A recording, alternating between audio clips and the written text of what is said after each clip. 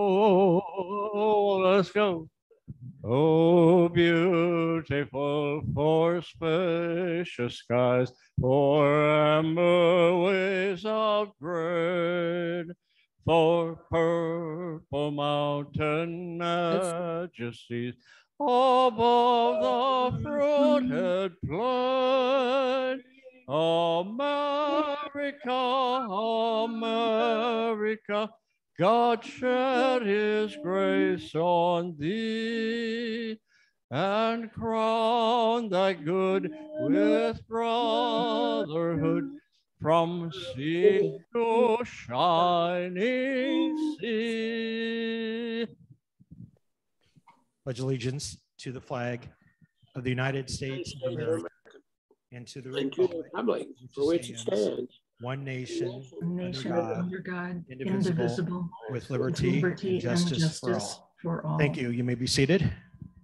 I want to welcome everyone to Iowa City Noon Rotary Club. I am your president this year, Eric Weiler. It's great to see all your smiling faces every Thursday. We're going to start by introducing our visitors and our guests. And I'd like to introduce Rotarian John Snyder to introduce our visitors. John. Thank you, President Eric. Okay, first of all, I have a couple of visitors on the list. One is Mark Ruggeberg. Is here, there's Mark, okay. And a buddy from many interactions is here, and that's Casey Cook. Casey. Thank you. And for our visitors, we have a lot of visitors today, which is really great to see.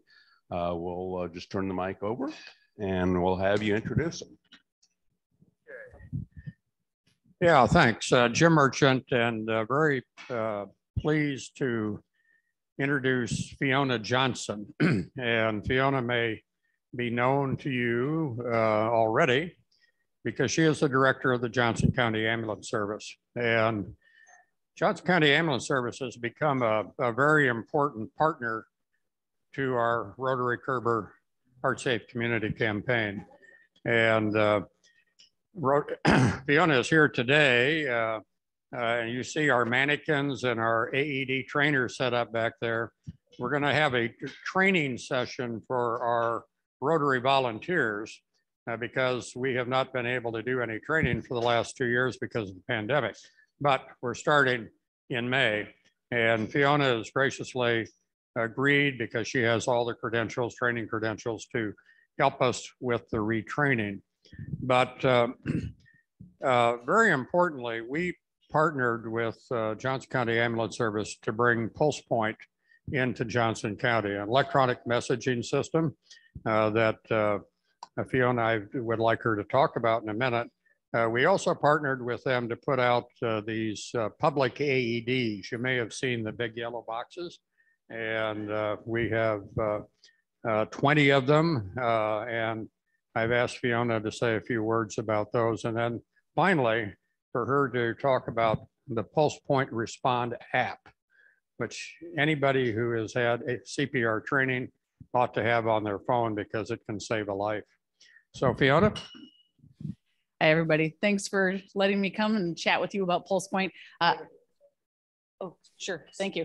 All right. So I could talk about PulsePoint all day long. I will keep it brief, though, because I know we've got a long agenda for the day. So the main takeaways are that first, I'm honored to be a part of the Rotary Kerber Heart Safe Community Campaign. It has been a joy to bring PulsePoint to Johnson County. Now, this is where you guys come in because everybody in this room, being Rotary, you guys are supporting a fabulous initiative, and that is PulsePoint. So you should have it on your phone, if not already, but by the end of the day at the very least. So you go to your app store, you can download PulsePoint Respond, and then it has a sister app called PulsePoint AED. Those are two separate apps. In the near future, they will be one, but they're both free to download and very easy to use. So the PulsePoint Respond will tell you two different things. First, it will tell you emergencies occurring in your community in real time. So let's say you're getting ready to go to the mall or go to work or have to go to the airport, and you look at your PulsePoint Respond and you can see that there's an accident on 965 and Commerce Drive. So you're going to take an alternative route.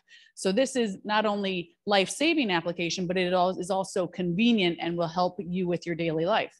So it's keeping you engaged in your community on one aspect, but then there's the other facet, and that's the life-saving piece. If you have indicated on the application that you're willing to accept notifications and assist with CPR when needed, then the application will notify you when somebody within 1/4 mile of your location in a public setting needs CPR. It will then alert you with a loud alert. Diane Atkins has had this alert on her phone before, so she can tell you all about it. She said it's a loud alert and you can't miss it. And it will ask if you will be guided. And you can say, yes, I will respond, guide me. And the application will guide you to the location of that person that needs CPR. And it'll also tell you how to do CPR, and it will tell you where the closest AED is. So this is truly a life-saving initiative. The chain of survival is the first 3 links before ambulance ever even gets on scene are meant to be done by a citizen responder. So that is you, it's your neighbor, it's the members of our community. And so we have to have Pulse Point users out in the community that are willing to assist. So that's where you guys all come in, download the app, tell your neighbors and friends about it, and then let's get Pulse Point even more robust in our county.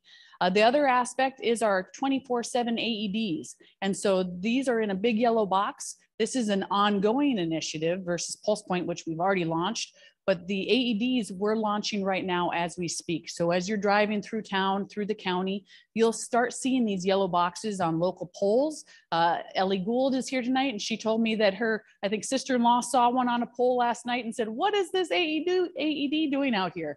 And so that's where you guys come in. You say these AEDs are in the public setting. So when somebody needs an AED to be able to survive their sudden cardiac arrest, public can access it.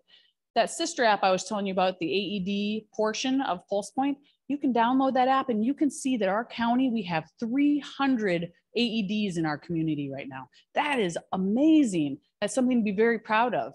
The main thing is that the majority of those are in businesses, only accessible during business hours. And that's why we have to get these additional AEDs that are available 24/7. So I'll be here. We'll be doing CPR training after this meeting. Happy to teach all of you, if at all possible, many of you if, at the very least, but otherwise enjoy your lunch and thanks for having me here.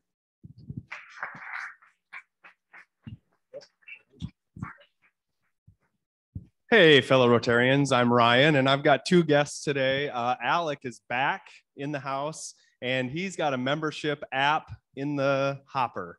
So get to know Alec. He's a good dude, and he'll make a good Rotarian. Lisa is back as well. I wasn't able to attend last time she was my guest, so I welcomed her back, and she absolutely loves what we got going on with Rotary. So I'm going to press her hard to become a member of our fine club as well. So welcome, guests.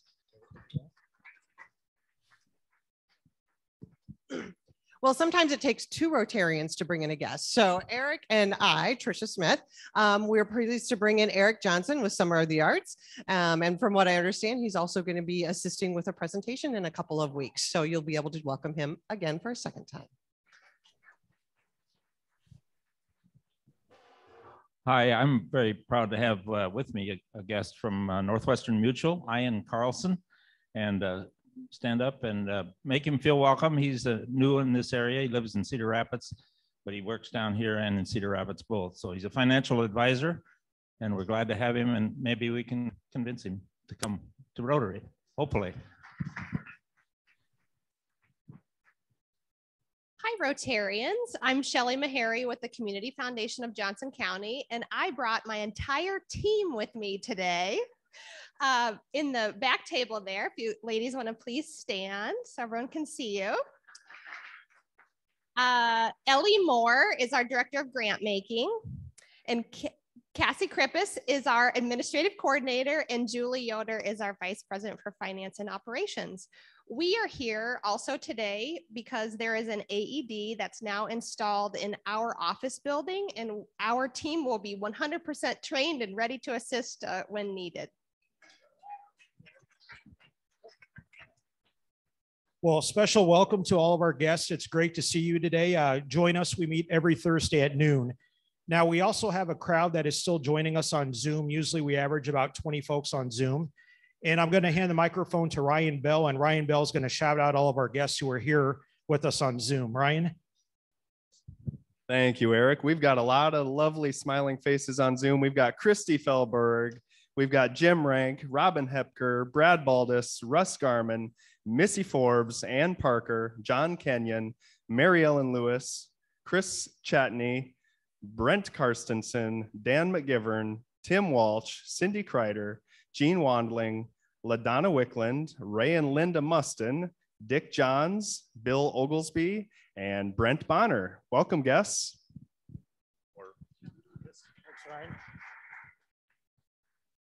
Now, on a rainy day like today, we all need some good cheer. So we're going to have Bob Crane come up and we're going to sing Smile. Yes, we are robustly, and we got to. I can't hear you smile very well. That's hard to do. You're not smiling yet. There we go. Smile, and the world smiles with you. Sing a song. Don't be weary, just be cheery all day long. Whenever your trials, your troubles, and your care seem to be more than you can really bear, smile, and the world smiles with you. Sing a song. Boom. Thank you, Bob. Thanks. Yep. Okay, if you have a Rotary related announcement, we'd invite you to come forward now. And I wanted to share last Friday, Saturday, we had the All Iowa Rotary District Conference, and our club was incredibly well represented at this conference. A few notes I wanted to share. Nancy Pasha, the wife of Gary Pasha. Nancy received the Rotary International Service Above Self Award. That is Rotary's highest individual honor. So please, a round of applause.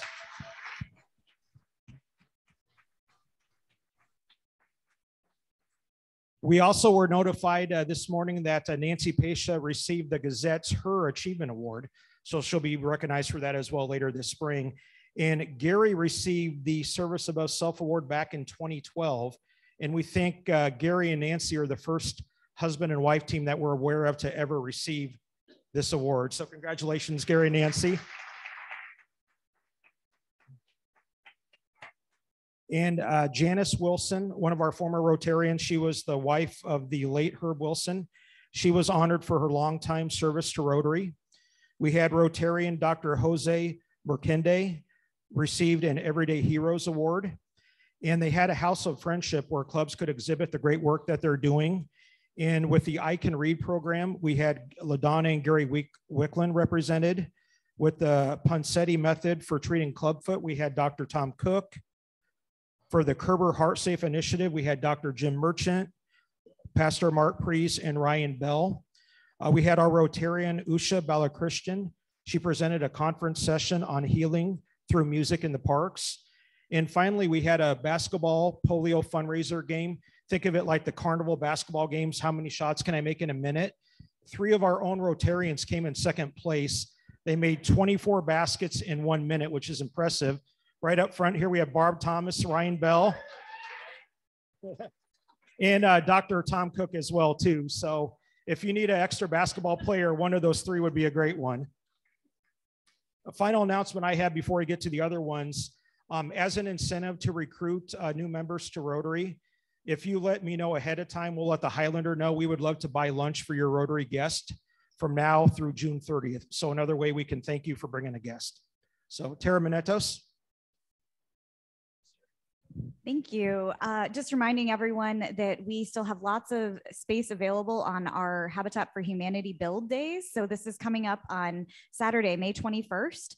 Do not worry if you do not have any construction experience. They do a great job of training you. If you've never been on a build with Christy, you're going to love it. This is the women build over in the Peninsula neighborhood, a very exciting project. So it would be great to have Rotarians out there. I'm going to get a link into the Zoom chat and then also put it in the newsletter that the sign up link for that. Or if you have any questions, just contact me. And there's lots of other ways to help if you don't want to swing a hammer. Thank you, Tara. One quick announcement following up on the Kerber Heart Safe Community Initiative is that any business owner can secure an AED for their business. through our program. We give you a discount on it based on how many employees you have. So if you want to make the community even more heart safe and your customers or clients more safe, this is a great way to do it. And then now that we're out of the pandemic and getting back into the training aspect, the partnership with the Johnson County Ambulance Service would also allow your business to train all of your employees in CPR. So Fiona will help spearhead that, and we'll help spearhead getting you an AED. So contact me if you would need more information on that, and I'll be happy to help out.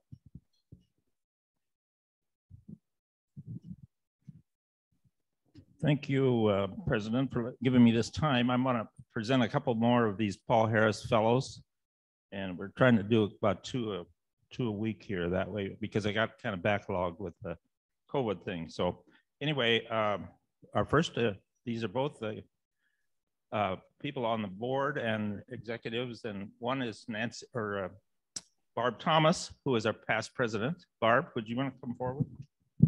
Barb is committed to be a Paul Harris Fellow. And so there's your certificate that you can put on the wall there at the university. And then also you get a pin here, Barb. And as you keep growing, then you get some rubies and some sapphires and eventually a diamond. So fabulous. Keep Gemstone. it up. Keep it up. Congratulations.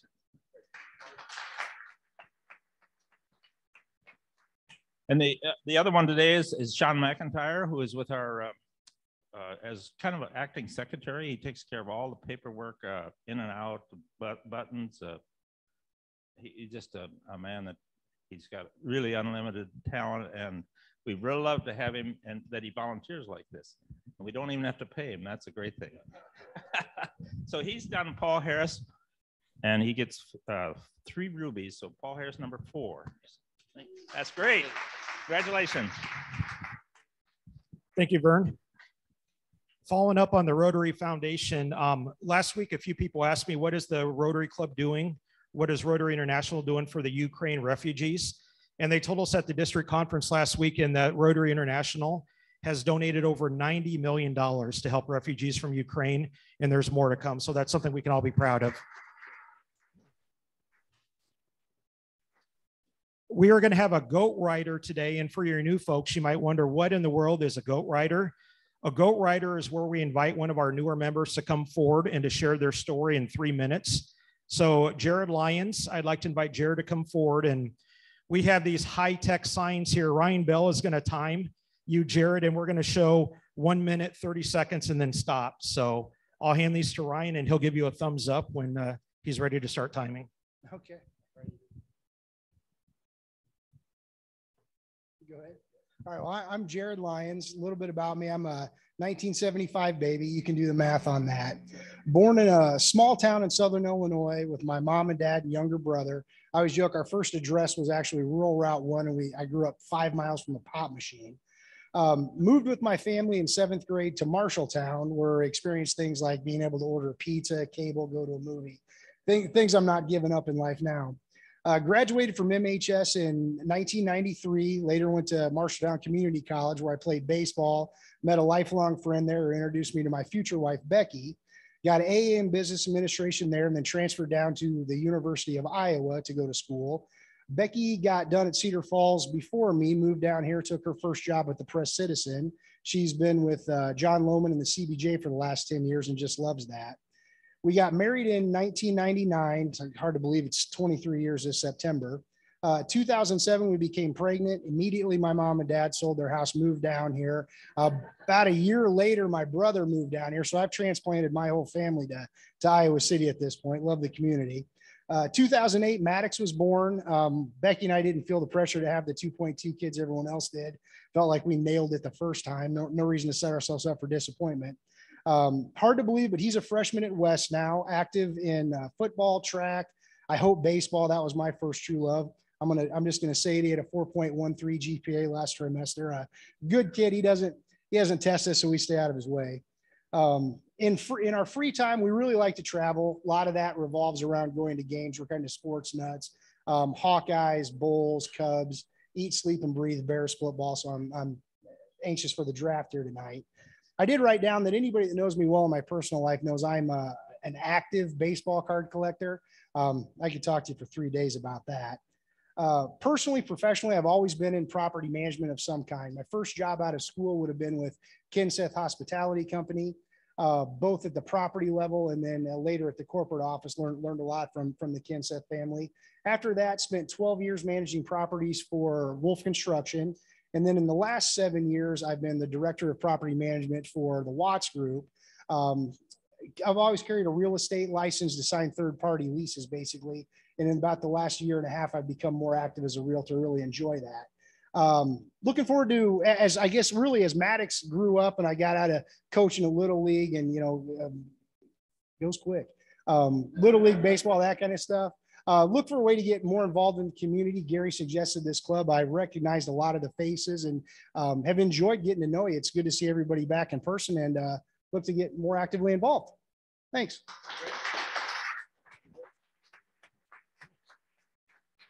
Jared, that was a great job. Too often folks are still talking at 3 minutes and awkwardly get clapped off the podium. So Jared, we're excited to have you as part of our club. And if you have not met Jared, make sure you stop over and say hi to him sometime. So with that, we're on to our program. We've got a wonderful program today. I'd like to introduce Sarah Richardson to introduce our guest speaker. Sarah.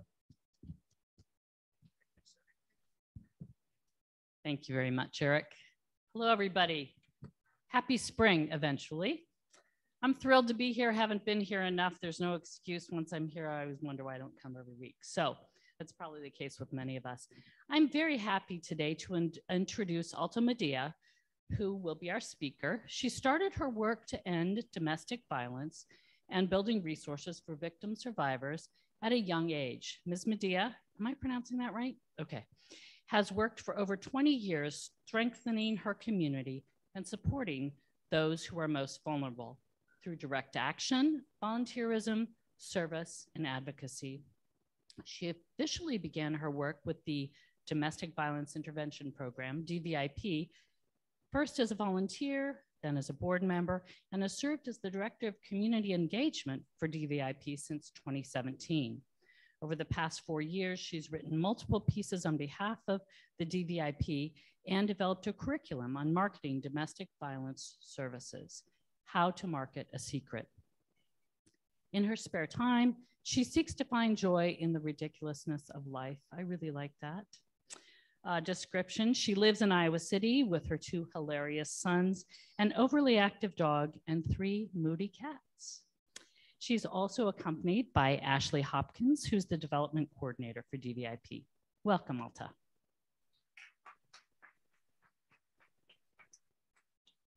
Hi, thank you so much for having me. I'm gonna just name, for some reason, I'm a little bit nervous. I think it's because I'm a little bit out of practice being actually in person with people and not on a Zoom screen in my yoga pants. I have on real pants today. Those of you at home are super lucky. You're gonna be in your yoga pants if you are. So as Sarah said, I am Alta. I am the Director of Community Engagement for the Domestic Violence Intervention Program. I am pretty sure most of you have heard of us before, but just so I have an idea of where we're at together, could you just raise your hand if you have heard of DVIP? I love it. That's like almost 100%. Wonderful. Do I have a clicker? We forgot to talk about that. Okay, let's do it. We're gonna work through this together. So we'll go through the history of DVIP a little quickly. This is a map of Iowa. As you can see, we serve that gray area there, the 8 counties in southeastern Iowa. We have our northern tier, which is Cedar, Iowa, Johnson, and Washington County. And then our southern tier, which is Henry, Des Moines, Lee, and Van Buren counties. For those of you that don't have your counties memorized, that would be all the way down to Missouri and all the way over to Illinois, Burlington, Van Buren, Keosauqua area. Okay, we can move forward. There it is closer, we can click again.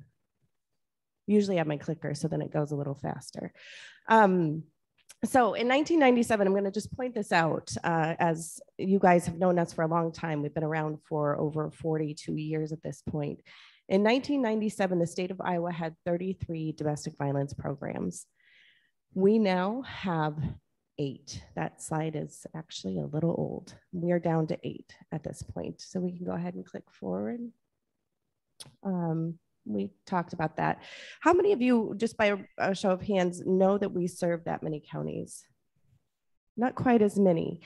Yeah, it's a large area. We have a staff of about 35 that cover all of that ground. So we'll move forward and talk a little bit about them here in a moment. Barb, you can click again. We'll just fill this whole thing. So on average, nearly 20 people per minute are physically abused by an intimate partner. So during my time with you today, that ends up being about 400 individuals. That's an astonishing number. And every time I say it out loud, I am shocked by how great that number is. We can do something though.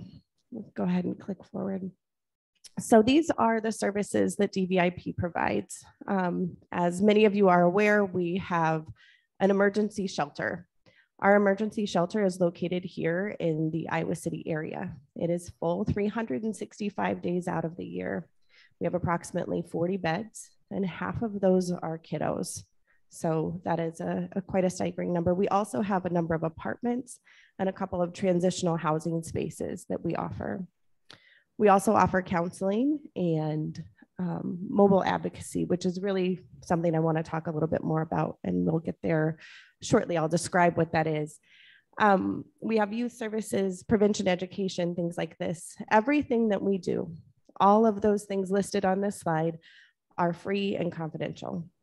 We have the state's only pet fostering program, or pets internal DV shelter program. Some of you are familiar with Cooper's House. I know a lot of work was done a number of years ago on helping us get that started. We are still the state's only DV program to offer that service. You can click ahead and again. So mobile advocacy, as I said, we get back to that. Mobile advocacy is our advocates meeting people where they are. Individuals that are victims of intimate partner violence are the experts on their safety. And we know that they know where they're the safest to have conversations. Not everyone has a phone. Not everyone has access to the internet. And so our advocates actually go to them where they are. That could be meeting after a Rotary Club meeting. That could be after a Bible study group. But one story that I'd like to share, and some of you may have heard this recently, so I apologize in advance if you have, but it's incredibly impactful. One of our rural advocates, so serves in one of our smaller communities outside of Johnson County, had a woman call and say, I need help. I'm terrified. I need to meet with someone, but I can't leave my house. I'm only allowed to leave on Tuesdays at 6 p.m. when I'm allowed to go buy groceries. And our advocate said, okay, I need to buy groceries. I'll meet you there. And so every Tuesday for 2 months, they met and grocery shopped together, just two women grocery shopping, getting their list checked off, and were able to build a safety plan so that she could, with her children, escape her violent and incredibly controlling situation. That is the real impact of mobile advocacy. It's meeting people where they are and putting that power back in their hands. You can go ahead and skip forward. So kiddos, as I said, half of our emergency shelter is full of kids. Kids are witness to, can we go back one? That's okay. So 15.5 million children in the United States witness domestic violence annually. That number is huge. About 150 kiddos are in our emergency shelter throughout a year. We have an incredible youth advocacy team that works with those kids and really allows kids to be children. One of the most amazing things that we hear is that our shelter is their favorite place. There's all of the toys, there is all of the food and snacks you could ever desire. And they get to do things that kids get to do, play primarily, and have the trust and ability to work through stuff that's super hard that they've seen. Okay, we can move forward. One of the questions I get asked a lot is if we help men. And there are a number of men in the room, and yes, we do.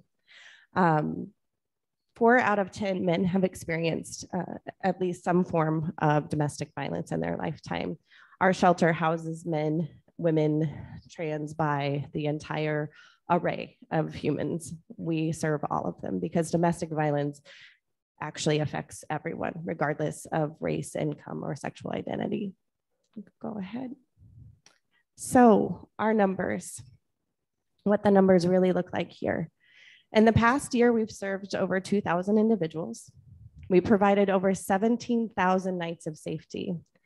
So that means that not just in our emergency shelter, as I said, which is full 365 days out of the year, we also have helped about 300 people through different diversion options. So that might be a hotel stay, that might be getting a bus ticket to another program in another community, that might be help with gas to a larger community that a friend or family member lives in.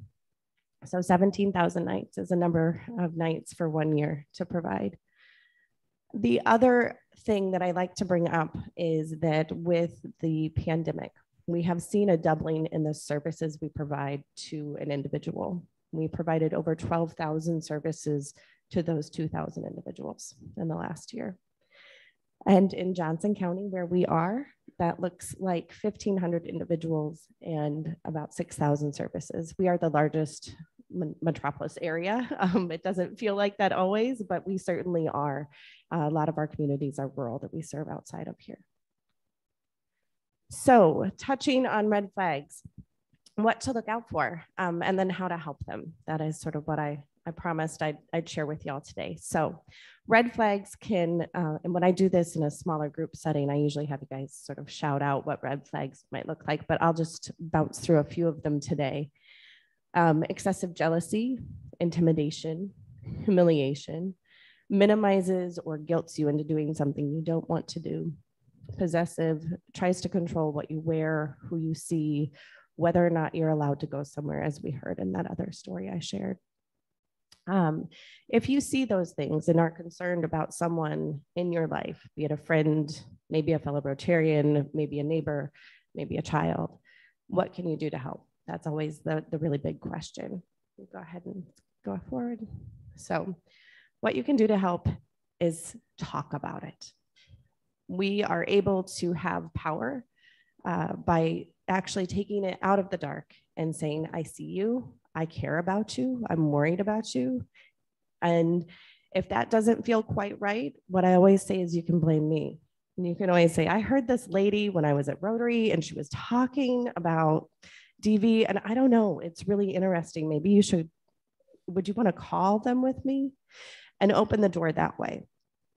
But just saying that you're available and that you trust and see someone can literally change the complete trajectory of their life and get them a safety plan and resources that they need.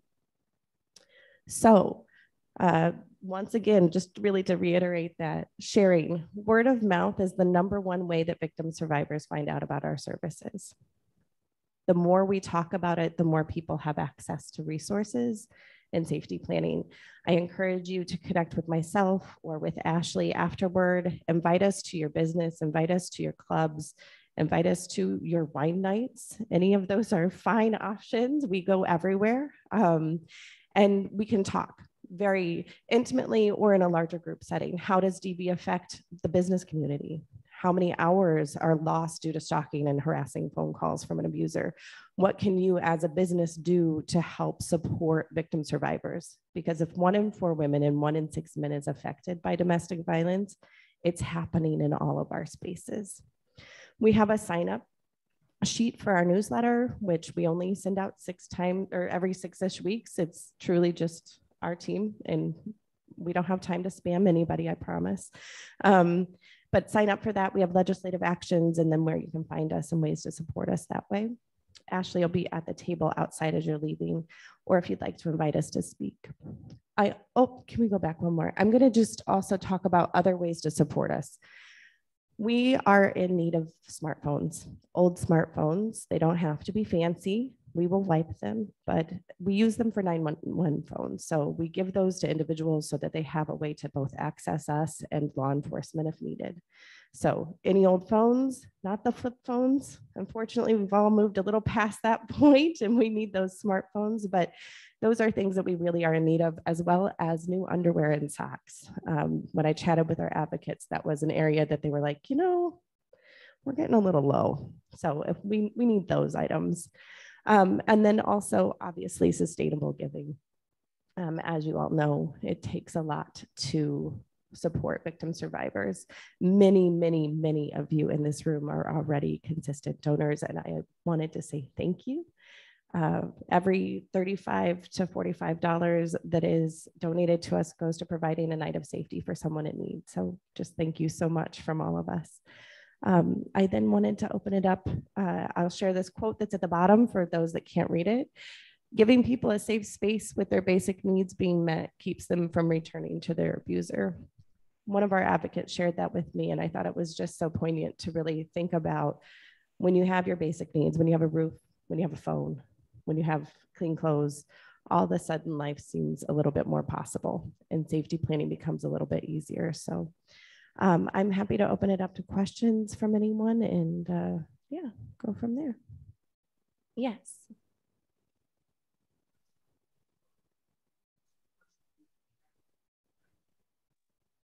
So, no. The Domestic Violence Intervention Program serves just our region, Region 6. A lot of the programs that closed are throughout the state of Iowa, and those are different regions. So that's actually done by it's the Iowa Coalition Against Domestic Violence and the judiciary and lots of state way above me people. And at this point, we are facing a 15 to 22% cut nationwide in our federal funding. And so we expect to see other programs actually begin to close across the state because of that. And that is the reality of where we're at. So we're asking people to contact the governor to help put some funding where we're short across the state, but that is a nationwide problem as well. We are working very closely to expand what we're able to do, and certainly are in a much better position locally than a lot of other programs are. Mm-hmm. Yes.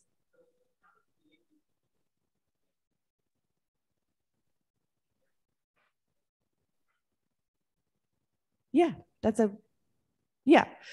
Oh, yeah, sorry. So the question was, how do we work to move from that emergency crisis situation into more of a permanent safe situation? What do we do as an agency?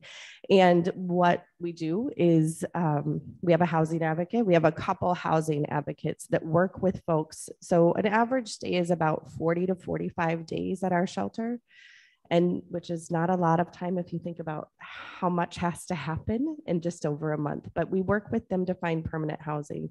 Last fiscal year, we had 76% of our clients have permanent housing when they left our situation or our shelter. Every situation is different, and so we navigate that according to those needs. There's 97% of victims face financial abuse during their during the time of their abuse. And so a lot of them have no credit or bad credit, or have had their identity stolen, or have had their paychecks withheld from them. And so how do we get them funding? How do we get them on their feet? And that always looks a little different, which is why we have specific advocates that focus just on that part, while we have other advocates that work on all of the other things. Yes.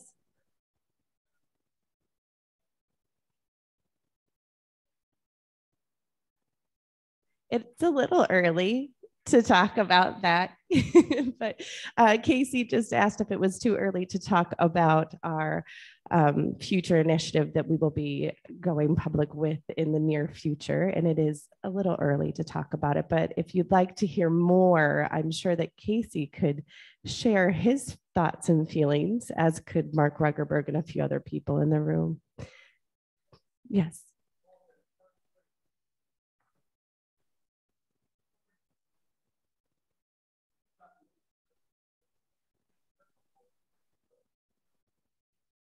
Yeah, that's so. Gary asked if we are in a network outside of our 8 counties that we serve. Yes, we are members of the Iowa Coalition Against Domestic Violence and the Iowa Coalition Against Sexual Abuse. So we are sort of at that level. We also work nationally. So we work with programs all over the country, depending on what someone might need, right? So a lot of times we'll have folks, because of Cooper's House, this is sort of I'll make it a quick example, but it's a good example. We are the state's only program with Cooper's House, that internal pet shelter program. Folks in Wisconsin, say Southern Wisconsin, Western Wisconsin, we're the closest program to them that offers that kind of service. So those programs then contact us. If we have room, then we are able to move them in or perhaps figure some different pieces out, right? It's a lot of problem solving that we do and thinking outside of the box and where can we put things to make other things work. But yes.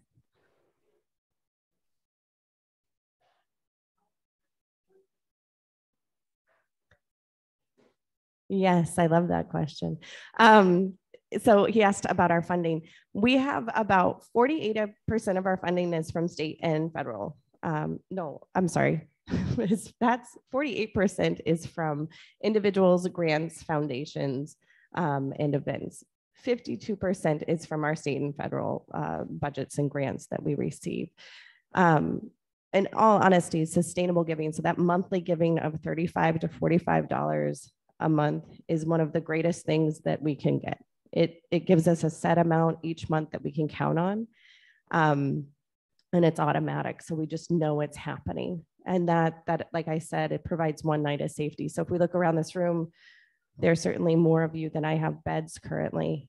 And if each of us did that, then we would have an entire month stay. Signing up on the form out there, connecting with Ashley or myself afterward would be a great way to start. Other questions? No? All right. Thank you all so much for having me.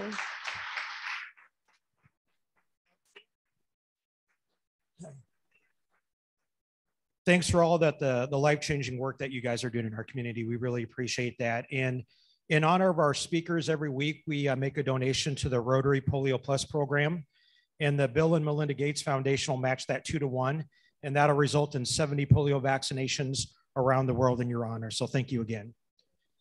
Final reminders, we've got another great program next week. We have Dr. Lori Sundberg, the president of Kirkwood Community College, as our program, talking about how Kirkwood educates and trains our future workforce. Dr. Sundberg happens to be my boss, so if you want to make up a good story about me next week, that would be much appreciated.